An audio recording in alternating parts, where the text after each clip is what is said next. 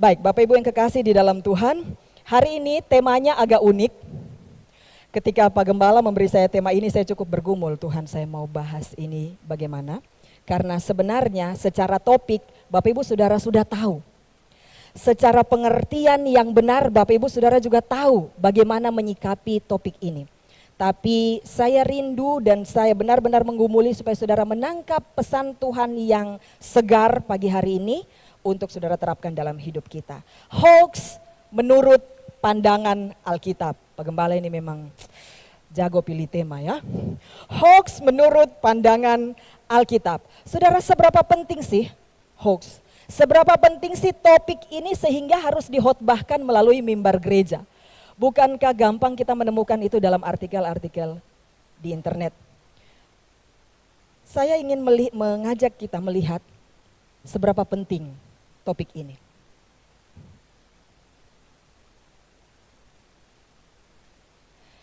Adakah yang mengenal orang ini?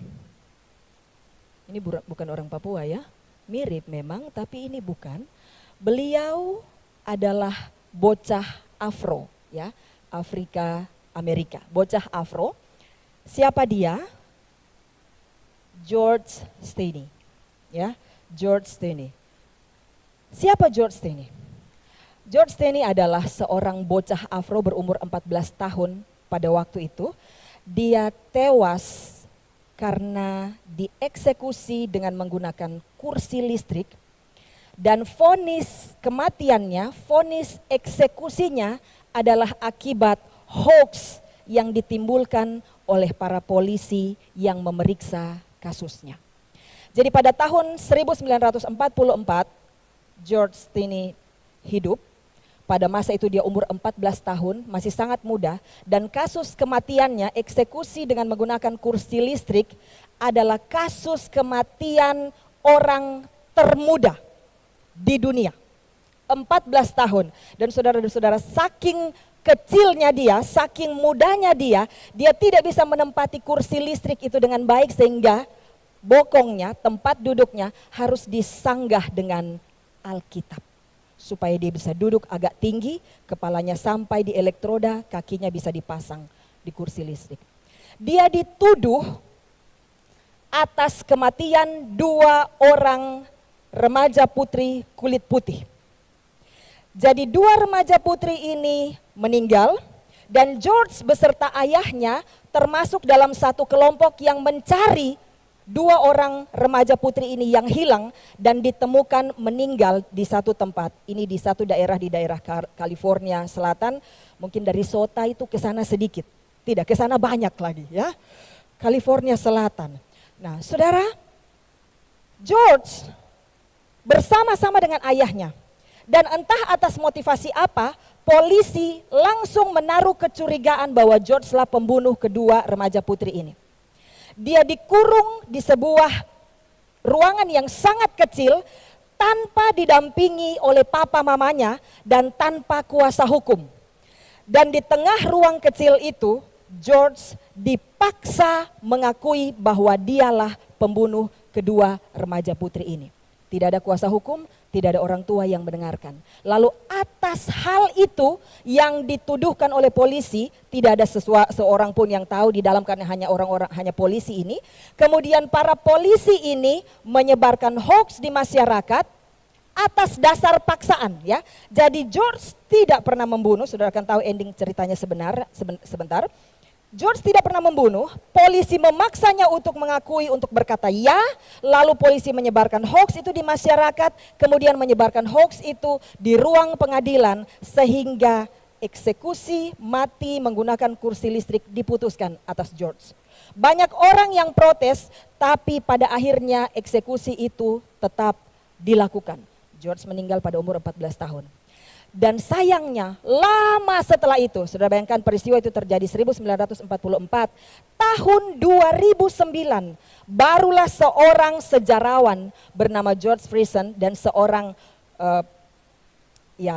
pengacara, ya seorang pengacara, seorang sejarawan dan seorang pengacara tahun 2009 mereka menyelidiki lagi, meneliti lagi kasus ini dan kemudian 2009 mereka meneliti, tapi baru 2014, bayangkan dari 2009, 2014 baru ditemukan semua bukti, dan semua bukti pengadilan tahun 1944 semuanya sudah hilang.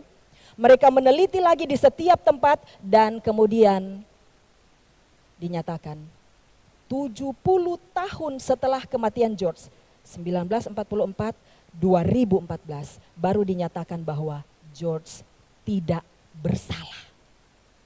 70 tahun setelah kematiannya, baru dia dinyatakan tidak bersalah. Apa gunanya? Dia sudah meninggal 70 tahun yang lalu. Akibat apa? Hoax. Jadi kalau kita kembali di pertanyaan saya di awal, seberapa penting kita membahas topik ini? Melihat dampak yang dihasilkan oleh hoax. Melihat semakin parahnya perkembangan hoax hari-hari ini. Kemunculan teknologi internet semakin memperparah sirkulasi hoax di seluruh dunia.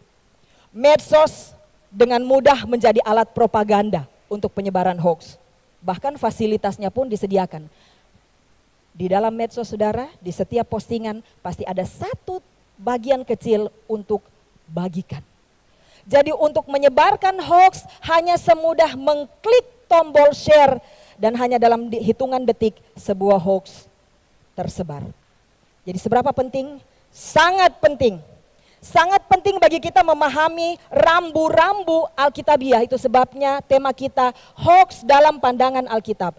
Penting sekali memahami rambu-rambu yang Alkitabiah tentang hal ini. Apalagi karena agama ternyata menduduki topik paling atas, topik yang paling mudah digoreng oleh hoax. Ada 3 besar di atas. Agama, politik, etnis. Rupanya agama ada topik paling atas. Yang paling mudah digoreng, paling mudah mendapatkan respon-respon negatif dari orang. Itu sebabnya kita perlu mempelajari bagian ini. Nah, saya ingin memulai, saudara, ada banyak ayat yang kita akan lihat pagi hari ini. Jadi saya menyarankan kalau saudara benar-benar ingin merenungkan ini lagi di rumah, silahkan mencatat kalau saudara punya bolpen ayat-ayat tertentu, karena tidak mungkin 30-45 menit saudara akan pakai untuk menghafal semua bagian ini. Mungkin di rumah saudara sedikit penasaran untuk melihat kembali, silakan mencatat dengan bolpen saudara atau di handphone saudara, dan silakan menyelidiki lagi bagian ini saudara. Saya akan mulai dengan satu ayat yang pendek dari Matius pasal 5 ayat 37. Mari kita melihat bersama-sama. Matius pasal 5 ayat 37. Saya akan membaca bagi kita semua. Matius pasal 5 ayat 37. Sepertinya tidak seru kalau saya sendiri ya. Nanti saya kelihatan cerewet sendiri. Kita baca bersama-sama saudara. 1, 2, 3. Jika ya, hendaklah kamu katakan ya. Jika tidak, hendaklah kamu katakan tidak. Apa yang lebih daripada itu berasal dari si jahat. Amin. Saudara yang kekasih, para penggemar ILC, Indonesian Lawyers Club, pasti pernah mengikuti satu scene, satu episode di mana terjadi perdebatan antara Profesor Reynald Kasali dan RK. Tahu tuh RK yang hari-hari ini bikin, mau bilang bikin gara-gara tapi ternyata jadi huru-hara ya. Ya, ada satu perdebatan.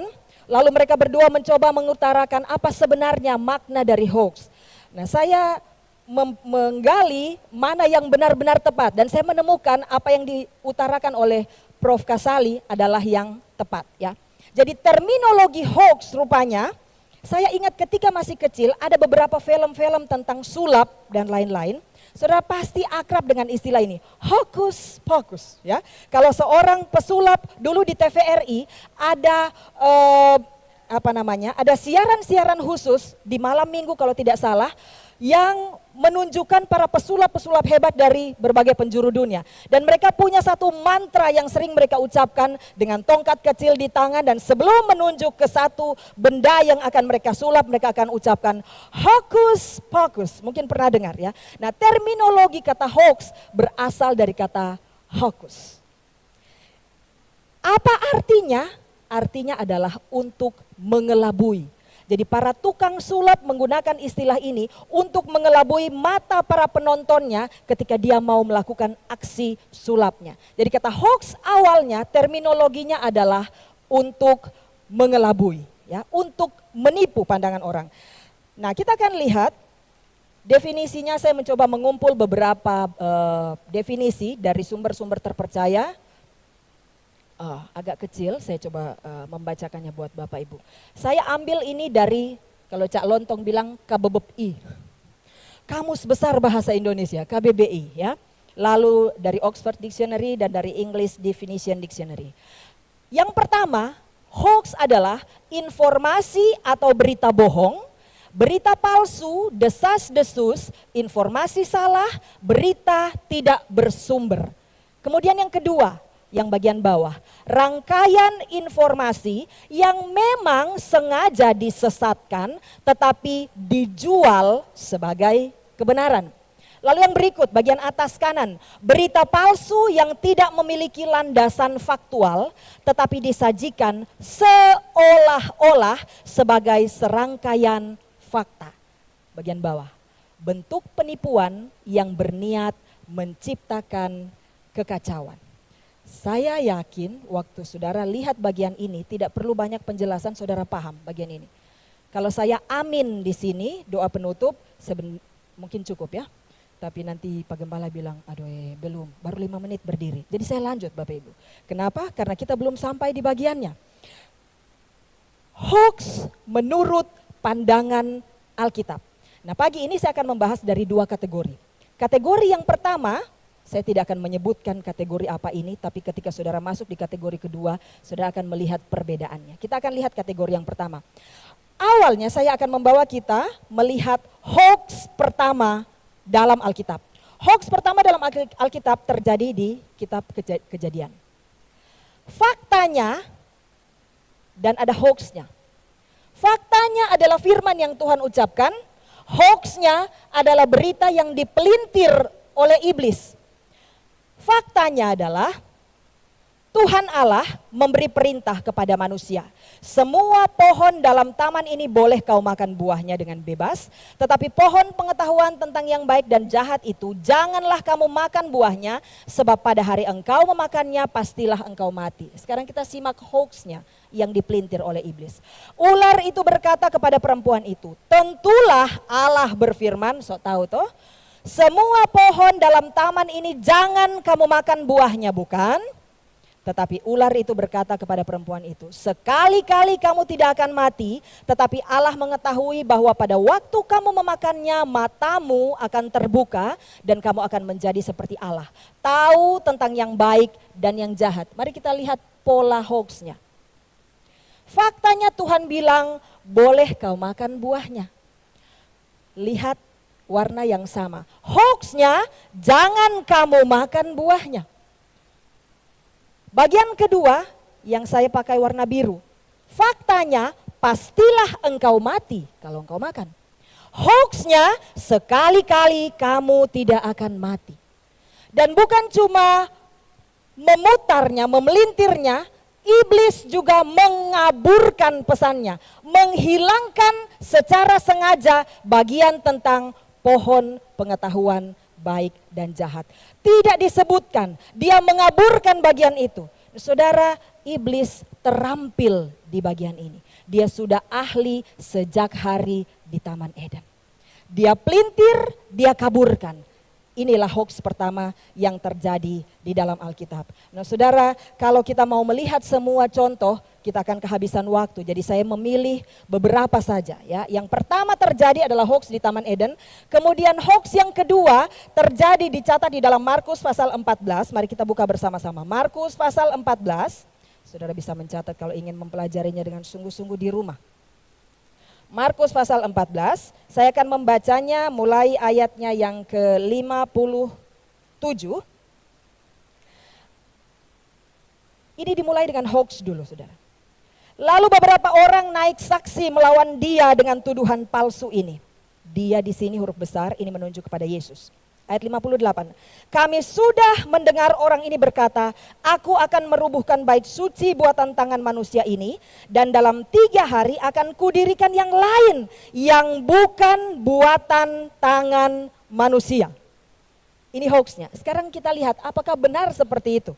Kita lihat faktanya di dalam Yohanes pasal 2 ayat 19 dan 21.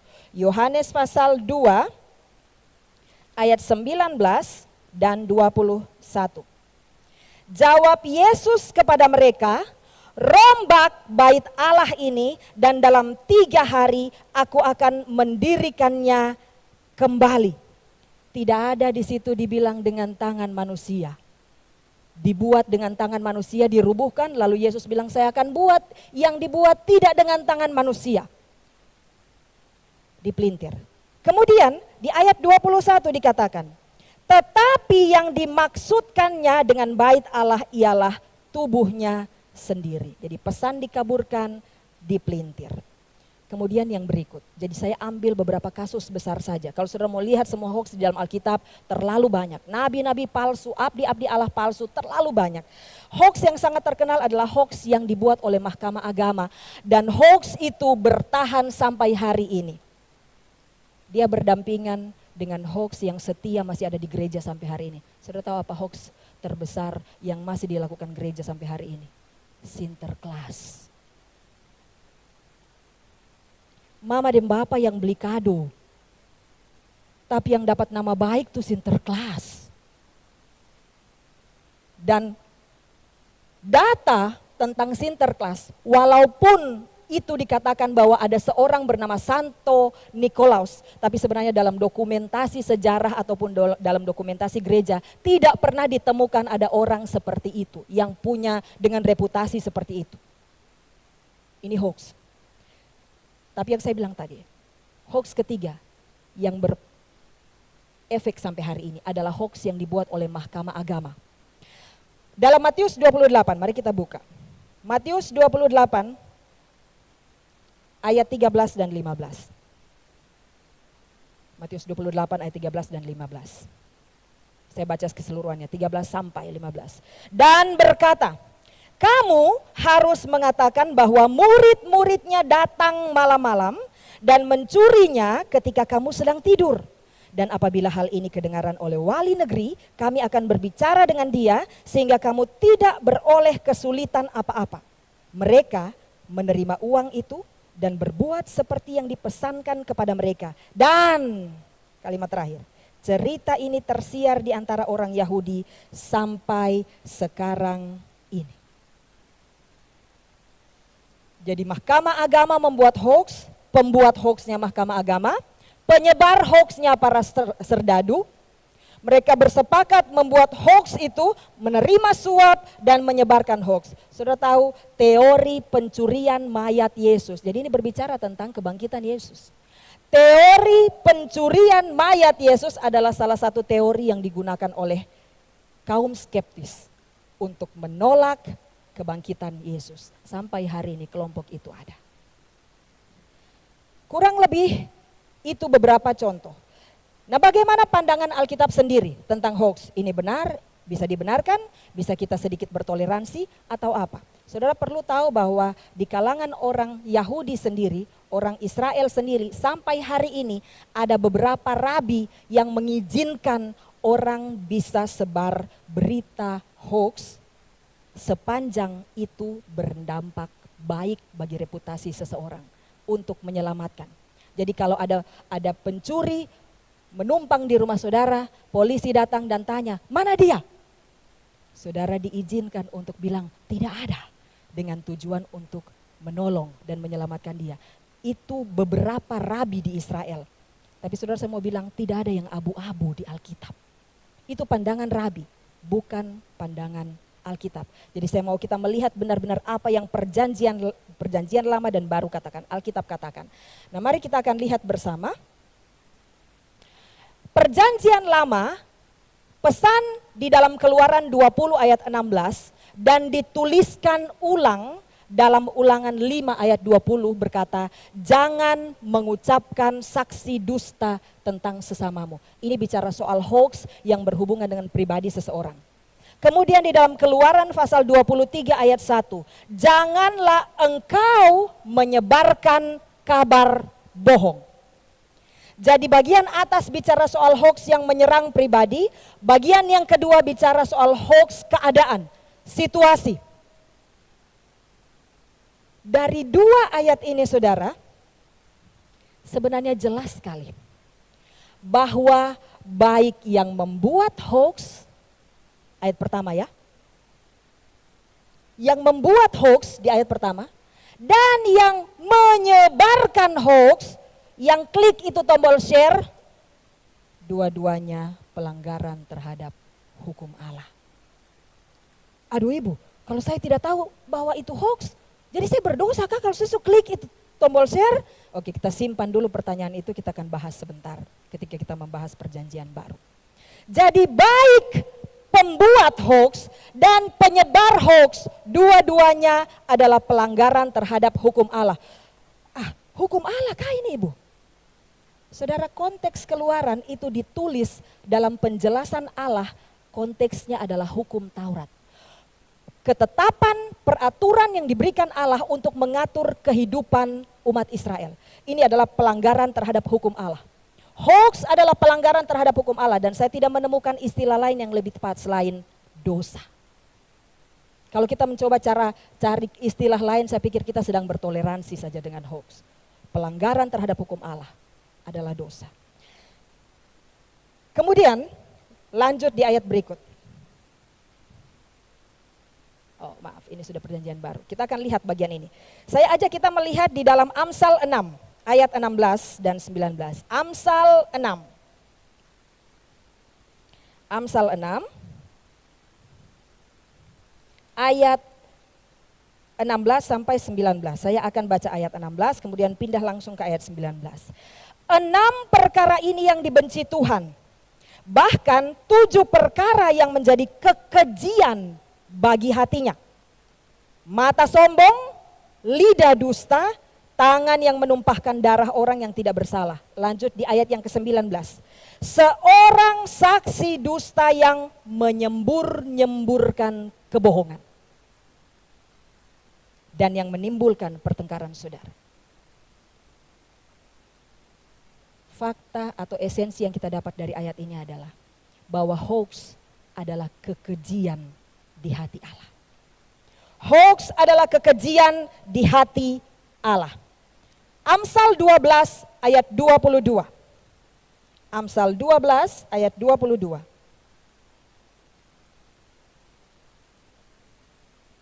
Orang yang dusta bibirnya adalah kekejian bagi Tuhan, tetapi orang yang berlaku setia dikenannya. Saudara, walaupun di sini dibilang orang yang dusta bibirnya, jangan kita pakai jadi alasan bahwa oh kalau hoax dengan bibir itu yang dosa, tapi kalau hoax dengan jari saja itu tidak masalah. Nih, ya. Esensinya adalah bahwa ini kebohongan. Saudara mau pakai bibir kah, saudara mau pakai jari telunjuk kah, jempol kah atau apa, penyebaran kebohongan adalah kekejian di hati Tuhan. Ya. Penyebaran berita palsu adalah kekejian bagi Tuhan. Nah, bagaimana dengan perjanjian baru, saudara? Ya. Di dalam Matius 5 ayat 17. Ya, ini Matius 5 ayat 17. Maaf, saya lupa mencantumkannya ya. Matius 5 ayat 17, Yesus menyatakan bahwa ia datang bukan untuk meniadakan hukum Taurat. Tadi ingat di perjanjian lama konteksnya adalah larangan Tuhan dalam hukum Taurat. Jadi apa yang Tuhan nyatakan di perjanjian lama, di perjanjian baru tidak pernah dibatalkan. Yesus bilang, aku datang bukan untuk meniadakan hukum Taurat, tetapi untuk menggenapinya. Bahkan Yesus bilang tidak ada satu iota pun yang akan dihapus. Semua tetap berlaku, tetapi Kristus menambahkan nilai yang mengkonfirmasi itu sebagai standar tinggi. Ya.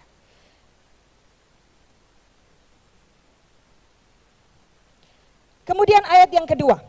Ini bagian yang sangat penting saudara di dalam perjanjian baru. Yohanes 8 ayat 44. Yohanes 8 ayat 44.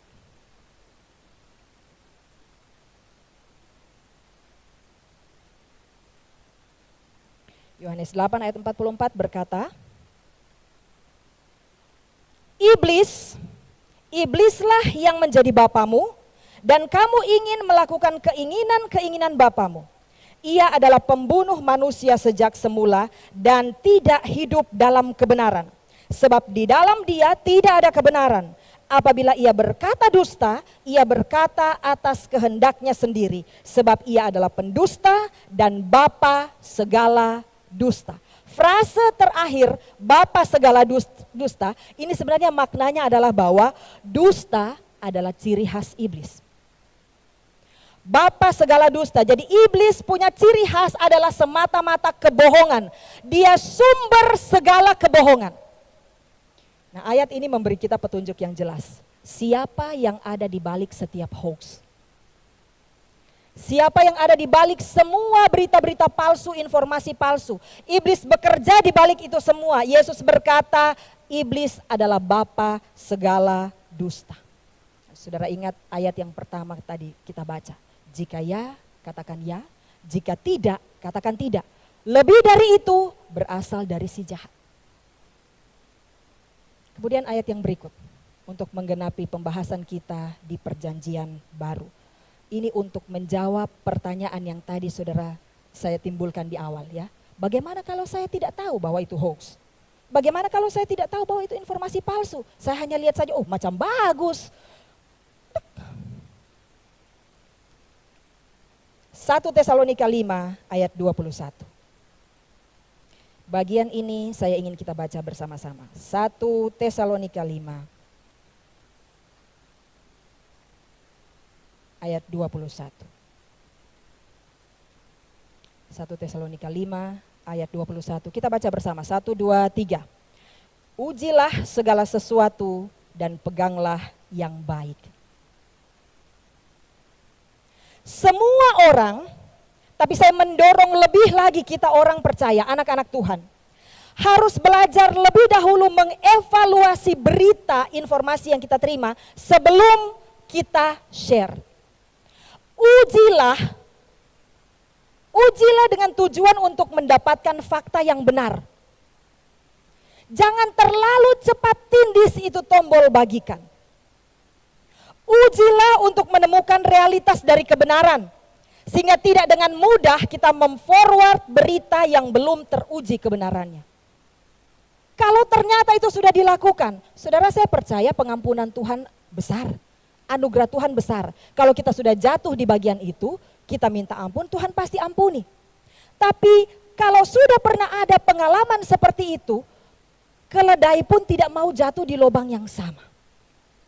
Ujilah segala sesuatu, temukan realitasnya, kebenarannya. Jangan buru-buru forward sebelum kita yakin bahwa itu adalah kebenaran. Saudara tidak rugi, tidak ada ruginya menahan diri untuk tidak membagikan sebuah postingan. Kalaupun ternyata postingan itu benar, dan ternyata orang lain yang lebih dahulu share, satu-satunya resiko adalah kita mungkin terlihat kudet. Bagaimana ibu-ibu yang ada susun kamus akronim itu berhasil kah? Ya, lamsat, apalagi ya, banyak singkatan-singkatan. Kudet ya, kurang update. Dan tidak ada ruginya menjadi orang yang kelihatan kurang update atau kurang gaul. Ya. Menahan untuk tidak membagikan sebuah postingan karena kita berpikir bijak untuk mengetahui kebenarannya sebelum lebih dahulu men-share-nya. Lebih baik jadi orang kudet daripada jadi orang kurjel. Apalagi kurang jelas. Belum jelas informasi sudah share. Masih jauh lebih baik jadi orang yang kurang update, kurang gaul kelihatan karena tidak tahu. Tiba-tiba muncul di postingan gereja dan kita bilang, oh ternyata kok belum tahu kah? Hanya itu saja resikonya saudara. Resikonya hanya mendengarkan teman di samping yang bilang, kok tidak tahu kah? Kok satu-satunya orang di Merauke yang tidak tahu kah? Hanya itu resikonya saudara. Tapi menahan diri untuk tidak share postingan sebelum tahu kebenaran jauh lebih besar untungnya.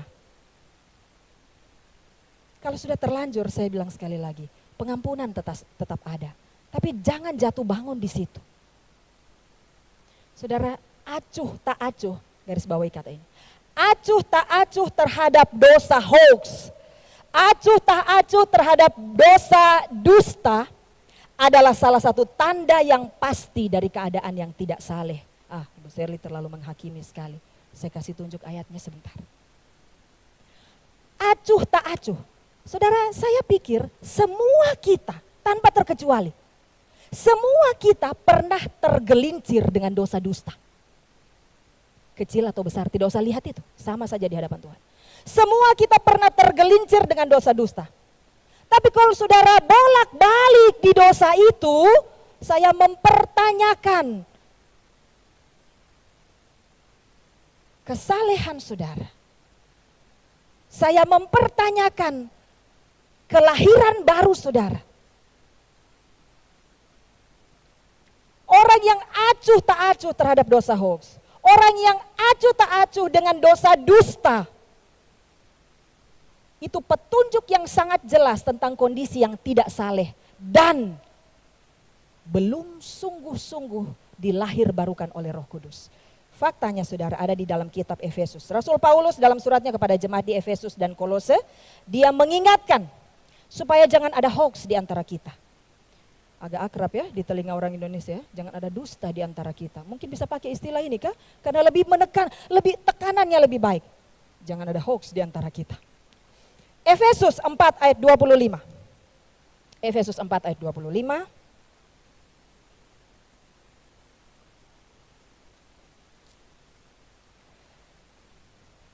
Karena itu, buanglah dusta dan berkatalah benar seorang kepada yang lain, karena kita adalah sesama anggota. Bicara soal sesama anggota, ini berarti anggota tubuh Kristus, orang-orang yang sudah dilahir barukan. Jadi kalau sudah ada sebagai bagian dari tubuh Kristus, lahir baru di dalam Roh Kudus, kalau saudara bolak-balik acuh tak acuh dengan hal itu dan terus melakukan kebohongan-kebohongan, baik yang berdampak besar atau kecil, saudara. Kolose 3 ayat 9 berkata seperti ini. Mari kita lihat bersama. Kolose 3 ayat 9. Ini penegasannya. Dan berada, maaf ini Filipi. Kolose.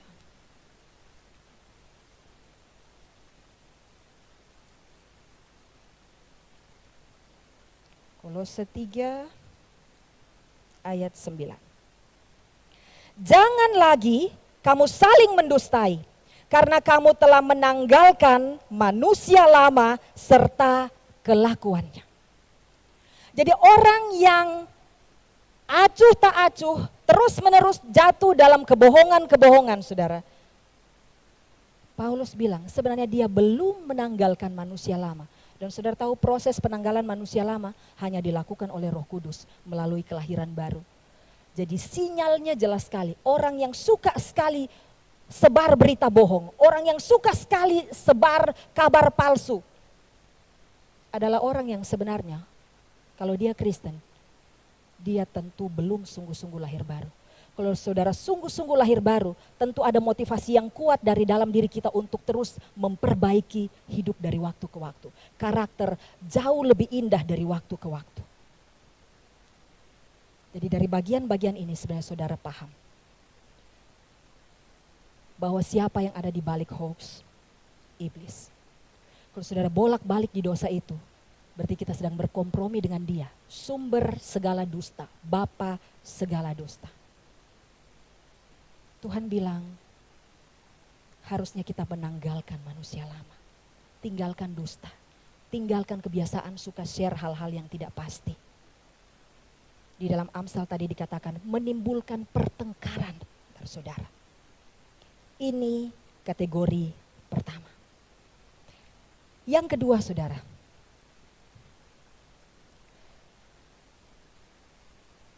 Yohanes 8 ayat 44 yang kita baca tadi. Bahwa iblis adalah bapa segala dusta. Tadi kita bicara soal iblis yang bekerja melalui si A, melalui si B, membuat hoax, menyebar hoax, membuat banyak kegaduhan. Iblis yang bekerja di balik orang-orang itu membuat hoax. Kategori yang kedua saya ingin kita melihat ini saudara. Iblis adalah bapa segala dusta. Sadarkah kita saudara bahwa ada banyak dusta, ada banyak hoax yang iblis lempar dalam hidup kita. Sadarkah kita bahwa ada banyak tipuan, ada banyak kebohongan yang iblis lempar di sekitar kita dan terhadap hidup kita, di dalam hidup kita. Di satu waktu iblis lempar isu kepada kita. Oh, bahwa tidak ada masa depan yang baik untuk orang seperti kamu. Untuk orang yang tidak pintar matematika seperti kamu, masa depan suram. Untuk orang yang punya kemampuan akademik sepertimu, tidak ada harapan untuk masa depan. Orang seperti kamu tidak mungkin sukses. Orang seperti kamu, ini kebohongan yang dia buat lagi. Orang yang tidak punya kemampuan komunikasi yang baik seperti kamu, susah dapat jabatan bagus. Sadarkah saudara bahwa di pikiran kita tempat iblis tabur berbagai hoax, tadi dia kerja di luar, tapi di kategori kedua, iblis kerja di diri kita. Dia lempar hal-hal yang palsu di dalam diri kita. Oh, orang yang tidak pintar bergaul seperti kamu, tidak mungkin dapat posisi yang tinggi. Seumur hidup kamu hanya cocok jadi bawahan. Seumur hidup karirmu tidak akan pernah berkembang. Karena orang yang akan berkembang, orang yang dapat jabatan yang bagus, orang yang dapat karir yang bagus, itu orang-orang yang fasih lidah. Kalau kamu yang tidak gampang bergaul begini, bicara patah-patah, aduh, tidak bisa. Tidak bisa jadi apa-apa. Karirmu tidak akan berkembang. Dan kalau karirmu tidak akan berkembang, berarti kondisi berikut adalah bahwa kondisi keuanganmu tidak akan pernah naik. Kamu akan bergelut terus dengan utang-utangmu di sepanjang hidupmu. Pekerjaanmu tidak akan pernah ada kemajuan. Sedikit peka dengan kebohongan-kebohongan yang iblis kasih, lempar dalam hidup kita. Di sisi lain dia kasih kebohongan seperti ini saudara. Tidak ada harapan untuk orang berdosa seperti kamu. Satu hari nanti akan ada orang yang bongkar dosa masa lalumu. Dan itu akan membuat reputasimu jatuh. Dan dia bilang, oh, tidak akan berhasil. Orang berdosa sepertimu tidak akan pernah bisa berhasil. Oh, memang Tuhan ampuni, tapi di masyarakat namamu hancur. Tidak ada pengampunan, tidak ada yang bisa menerimamu. Orang yang bejat seperti kamu tidak akan diterima. Hal-hal buruk di masa lalu kita akan terbongkar. Tidak ada harapan dan hidup kita tidak bisa dipulihkan. Kamu terlalu bejat. Kalau hanya hoax, orang menipu, itu Tuhan ampuni. Tapi dosa seperti yang kamu buat ini, aduh. Itu kebohongan yang terus iblis lempar dalam hidup kita. Belum lagi saudara. Ini yang paling sering terjadi. Mungkin kategori di awal tadi tidak masuk dalam hidup kita. Tapi pikirkan ini. Iblis kadang melempar tipuan seperti ini. Bahwa tidak ada orang yang bisa dipercaya. Orang yang bicara manis di depanmu, percayalah di belakang dia bicara kok jelek. Yang tadi mungkin tidak akrab dengan kita, tapi ini akrab sekali toh. Iblis lempar tipuan bahwa tidak ada orang yang bisa dipercaya. Jangan percaya siapapun. Suami juga jangan, kalau kau mau bicara rem-rem, ada yang kau simpan sendiri sudah. Orang-orang membicarakan kejelekanmu di belakang. Tipuan-tipuan seperti ini. Dan saudara melanjutkan hidup sebagai orang yang kepahitan dari waktu ke waktu. Tidak terjadi seperti itu, tapi saudara berasumsi bahwa oh dia senyum-senyum ini, saya tahu toh. Bukan senyum itu, dia senyum betul, tapi saya tahu ada yang di belakang. Tipuan-tipuan seperti ini. Belum lagi di satu bagian iblis lempar tipuan seperti ini. Rumah tanggamu tidak bisa menjadi lebih baik. Pasanganmu karakternya pada dasarnya sudah begitu. Tidak bisa berubah. Kau mau berdoa juga dia tidak akan berubah. Karakter su jelek. Memang rumah tanggamu akan begitu terus. Tidak bisa jadi lebih baik.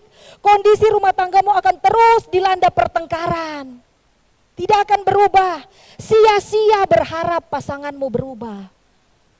Pada dasarnya sudah begitu, ya begitu. Mungkin ada yang belum sampai di tahap itu. Tapi kita minta maaf. Kita suka sekali kunyah. Kita suka sekali makan tipuan-tipuan yang iblis lempar pada kita. Kita kasih bermanja-manja di pikiran. Berhari-hari dan mulai, oh memangnya saya orang paling menderita di dunia ini. Semua orang benci saya. Oh memang rumah tangga saya memang begini sudah. Mau berdoa juga bagaimana pasangan tidak akan menjadi lebih setia. Mau berdoa bagaimana juga, oh pasangan saya tidak akan menjadi lemah lembut. Memang dia suka kasar dari dulu. Tidak bisa berubah. Romantisme itu hanya ada di sinetron dan drakor. Di rumah tangga saya tidak ada, itu tidak bisa. Iblis lempar semua hoax itu dalam pikiran. Dan kita kunyah. Kita kasih biar dia bermanja-manja di dalam pikiran kita. Kita makan dusta-dusta dari iblis. Saudara, saya tidak pernah jadi pengusaha. Tapi saya tahu minimal satu hal yang merasa pengusaha bisa konfirmasi ya. Kalau kita jadi pengusaha, orang yang bekerja di dunia bisnis, kalau kita mau jadi pengusaha yang sukses, maka kita harus benar-benar mengenali siapa target market kita. Kita tahu siapa orang yang kita mau tuju, di mana produk kita akan laku di kelompok ini.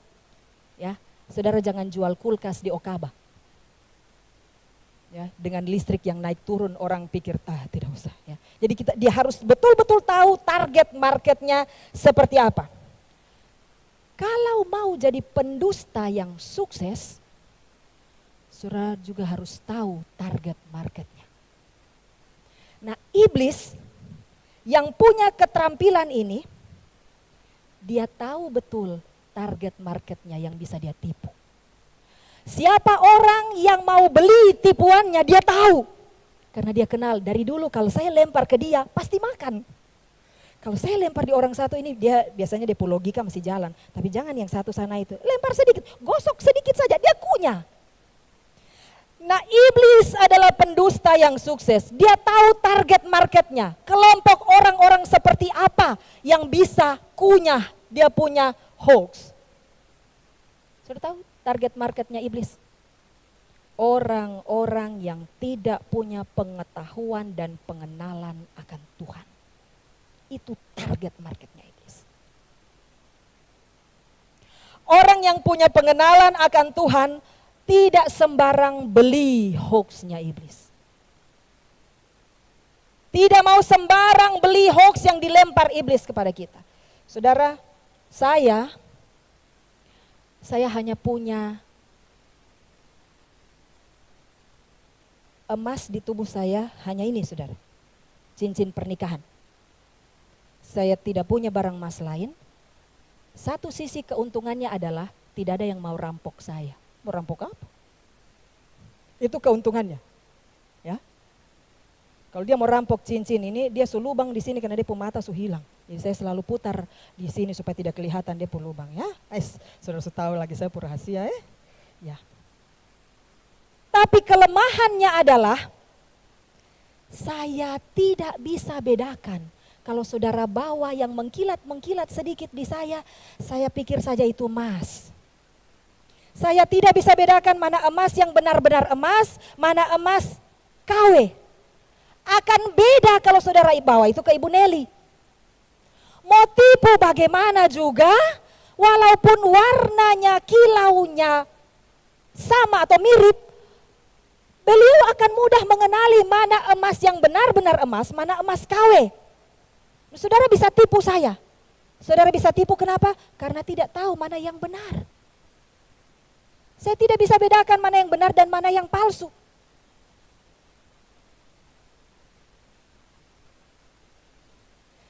Tahu apa yang benar, supaya tidak mudah beli apa yang palsu. Saudara harus tahu bahwa kepalsuan itu datang dari iblis. Jadi untuk menemukan dan hidup dalam kebenaran tidak ada cara lain, dekat dengan Tuhan, baca firman-Nya, gali firman-Nya, pelajari firman-Nya, dalami firman-Nya, supaya tidak mudah kita dibohongi. Supaya kita mudah mengenali kabar palsu iblis. Supaya kita mudah mengenali mana hoax iblis. Tahu apa yang benar, supaya kita bisa mengenali bahwa ini tipuan, ini hoax. hidupi kebenaran Tuhan. Yohanes Calvin berkata, Alkitab merupakan kebenaran mutlak yang harus digunakan sebagai kacamata untuk melihat segala sesuatu. Saya ingin mendorong saudara, dedikasikan waktu-waktu Anda dengan sengaja. Saya titik beratkan ini. Dedikasikan waktu-waktu Anda dengan sengaja, dengan terencana untuk membaca, merenungkan firman Tuhan. Jangan jadikan itu nyambi, sambilan saja. Tapi harus dengan sengaja dan direncanakan. Waktu-waktu di mana saudara membaca, menggali, dan merenungkan firman-Nya. Saudara membaca, menggali firman Tuhan, ini bukan hanya ranah para hamba Tuhan dan pengkhotbah. Bukan. Ini bagian dari hidup semua orang yang percaya. Kenapa? Karena cara terbaik, saudara, karena hoax iblis bekerja di pikiran kita. Dan cara terbaik untuk melindungi pikiran kita dari berbagai kepalsuan yang iblis lempar dalam hidup kita adalah dengan memenuhi pikiran kita dengan firman Tuhan. Tidak ada cara lain. Karena dari segi terampil berdusta, dia pintar. Kita tidak punya skill itu. Oh, kita punya, tapi tidak sehebat dia. Cara terbaik melindungi pikiran kita dari berbagai kepalsuan adalah dengan memenuhi pikiran kita dengan firman-Nya. Uji dengan firman. Kalau saudara tidak tahu apa yang benar, bagaimana saudara bisa kenali tipuan dari iblis? Saya ingin menutup renungan ini dengan slide terakhir.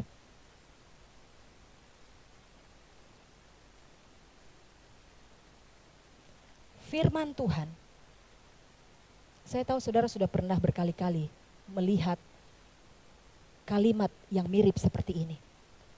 Tapi saya ingin mengajak kita membaca dan merenungkan ini sekali lagi dengan lebih serius. Firman Tuhan harus menjadi filter. Filter untuk apa?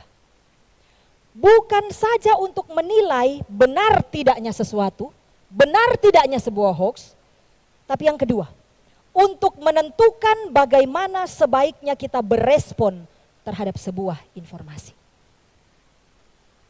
Bolehkah saya minta kita membaca ini bersama-sama? 1, 2, 3. Firman Tuhan harus menjadi filter. Bukan saja untuk menilai benar tidaknya sesuatu, tetapi juga untuk menentukan bagaimana sebaiknya kita berespon terhadap sebuah informasi. Orang percaya dilarang buat dan sebar hoax. Karena iblis adalah bapa segala hoax. Mari kita berdoa.